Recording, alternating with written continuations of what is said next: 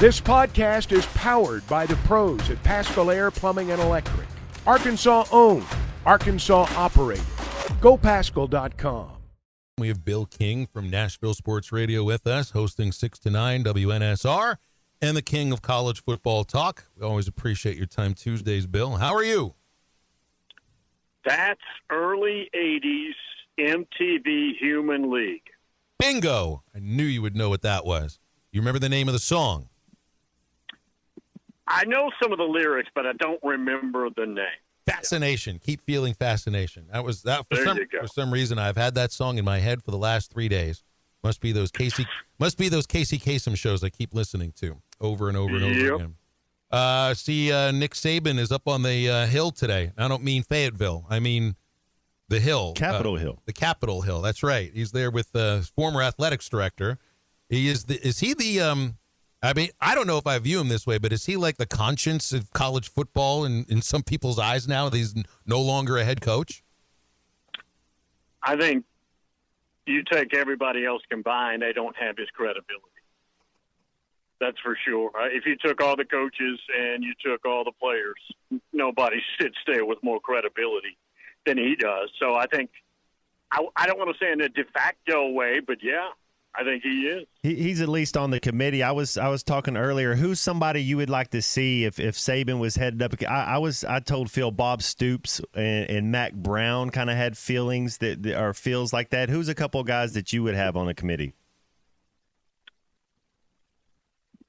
Well, doesn't have to be a current coach. Mark Richt is a very pragmatic, reasonable guy. I would have Mark Richt up there too. And is there any, old school? I don't know. Frank Broyles back a few years prior. Not maybe. Would you want to? What about a guy like Coach K? Would Coach Kasevsky be a guy too that could be on the committee even to go basketball?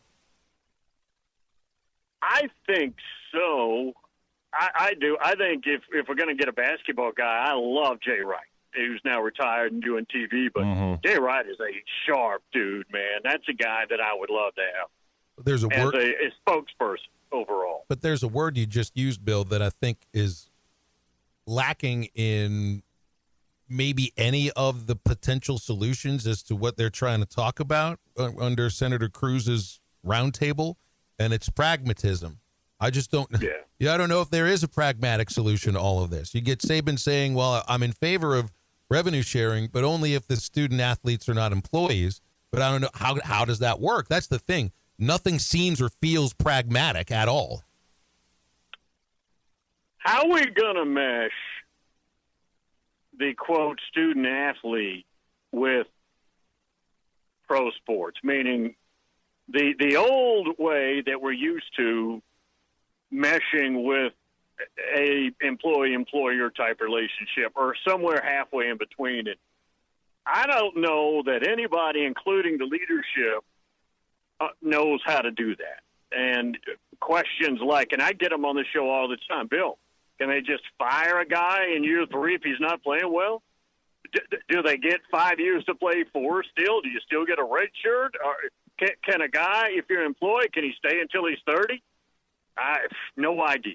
Yeah. I mean, it's like can you just release somebody? Now you got to tell him, I don't know if we got a place for you, so, you might want to go look for somewhere else.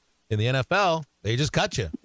That's just it. Right. You're no longer on the team. Pretty easy thing. But does this get more of your attention now, this kind of grandiose bird's eye view of the mess that is college football, or anything going on in the spring right now, amongst the teams that are actually going to play next year, getting some of your attention? Well, let me say, I think Nick Saban is sincere, but this whole charade I don't think is sincere. And I think it's a photo op. It's a photo op. Hey, we really care. We're up here. I don't think it's much more than that. No. Anything get my attention in the spring. I about 30 years ago, I think I've told you guys this, realized I was sitting at somebody's spring game and realized how useless that day was for me. I'm watching fake football. Now, I understand spring practice and looking at your young guys and developing reps and all that's important, but spring ball has never been a big part of my conscience. Because it's a waste of my time. I'm not learning anything. I'll tell you another angle. Rusty Manziel, and I haven't talked to him about it, was talking the other night from On3, a friend of mine forever. He thinks they may, with this futuristic look we're thinking about, this pro-type model, he doesn't think we're going to have spring ball anymore. Might be some kind of camp or something, but it won't be spring ball as we know it. Yeah, if you're not hitting, if it's just glorified skelly, 7-on-7, what are you really getting out of spring ball? I know Coach Pittman said they're going to hit a little more and tackle a little more, and I like it. I think it's good for the backups, and you can kind of get a read on people when you're really tackling and hitting to the ground. So you think in the next 2-3 years there won't be spring ball anymore? Some kind of OTAs. Now, that's what Rusty was saying. I haven't wrapped my hands around that yet. But he threw that out there, and Rusty is a sharp guy now. He wouldn't just throw spaghetti against the wall and let it see what sticks. He's a sharp guy.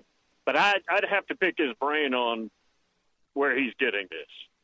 Are we still in a place where the SEC and Big Ten want or demanding or putting the proposal forward, or this game of chicken with the other leagues about our conference champions getting an automatic bye in the future 14-team playoff, or did they pull that off the table? I think each league gets a bye and a 14-teamer is tabled for now. I don't think that's all that important at the moment in the pecking order. The money is what's important. You also have to remember that the SEC Commissioner, Greg Sankey, is in retaliatory mode right now. This should have been done 2 years ago.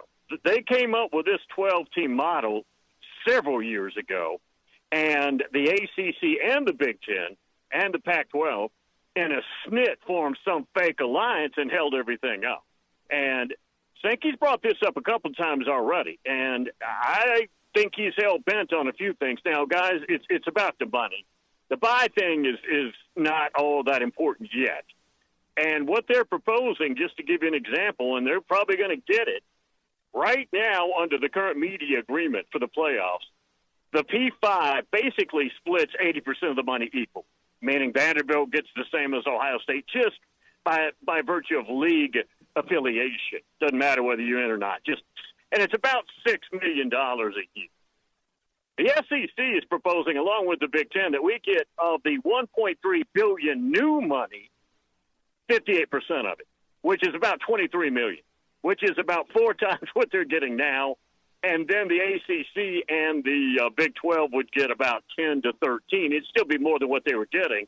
And then the rest of it, which is about $110 million, would be split between the G5, et cetera.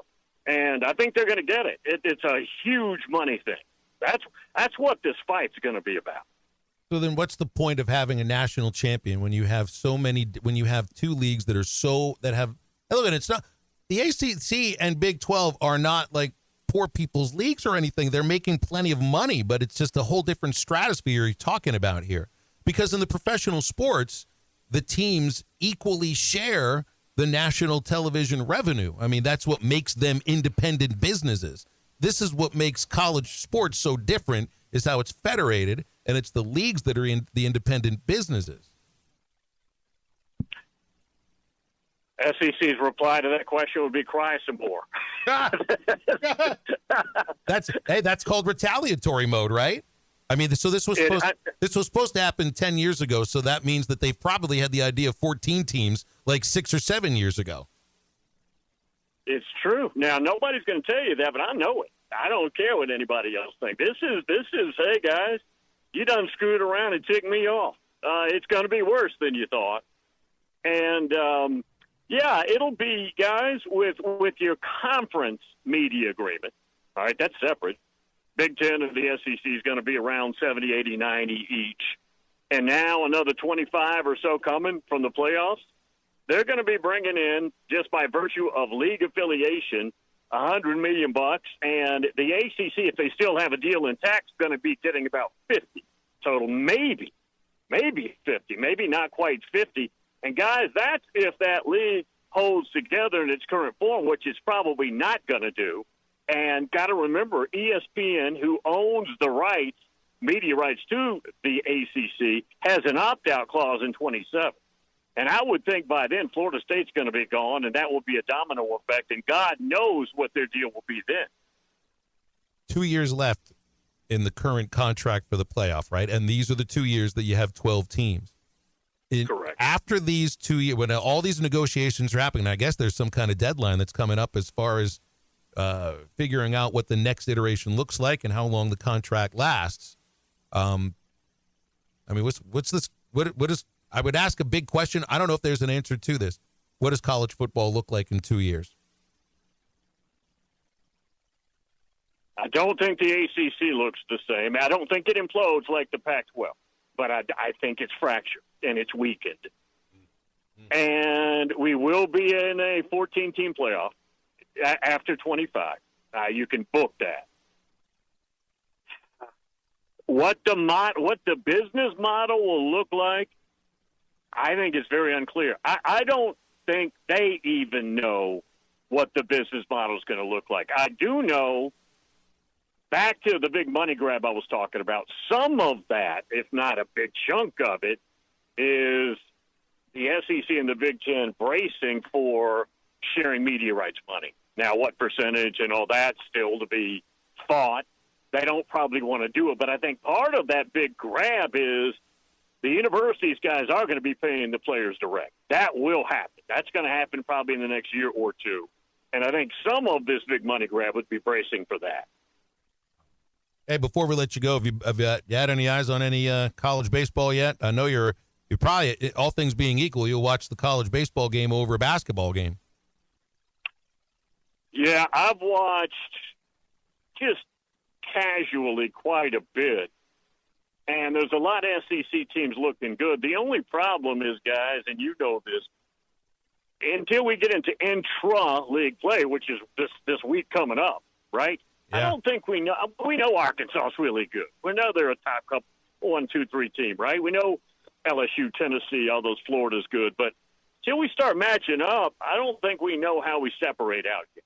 BetOnline is your #1 source for all your betting needs. Get the latest odds, lines, and matchup reports for baseball, boxing, golf, and more. BetOnline continues to be the fastest and easiest way to place your wagers, including live betting and your favorite casino and card games available to play right from your phone. Head to the website or use your mobile device to sign up today and get in on the action. Remember to use our promo code BELIEVE, that's BLEAV, for your 50% welcome bonus on your first deposit. Bet online, where the game starts.